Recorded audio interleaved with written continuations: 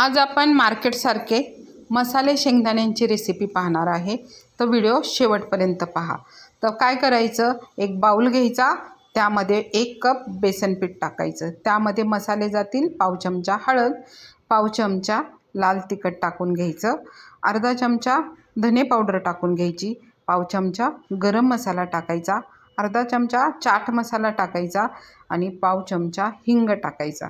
आता त्यामध्ये चवीनुसार मीठ टाकून घ्यायचं आणि हे सर्व मिश्रण चमच्याने मिक्स करायचं। तर यामध्ये बघा पाव चमचा काळं मीठ टाकायचं, त्यानेही चांगले शेंगदाण्याला खूप चांगली टेस्ट येते।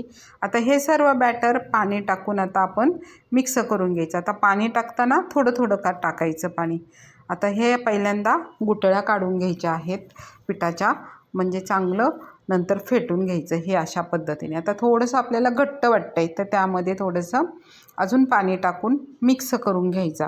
आता तुम्ही जर हा व्हिडिओ पाहत असाल तर एक लाईक करा, सबस्क्राईब करा। आता हे छानपैकी मिक्स करून घेतलेले। आता त्याच्यामध्ये काय करायचं, 1 कप शेंगदाणे, कच्चे शेंगदाणे टाकून घ्यायचे। आता हे सर्व ह्या बॅटरमध्ये मिक्स करायचं आणि 5 मिनटं रेस्ट द्यायची। आता इकडे तोपर्यंत गॅसवर आपण कढई ठेवलेली, त्यामध्ये तेल ओतून घेतलेले।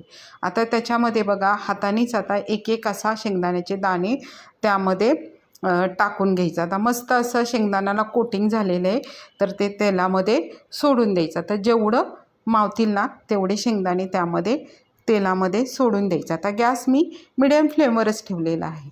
आता छानपैकी आता हे शेंगदाणे आपण त्यामध्ये टाकून घेतो आहे। आता मी एका साईडनी छानपैकी तळले की दुसरी साईड त्याची उलटून घ्यायची, अगदी ब्राऊन कलर येईपर्यंत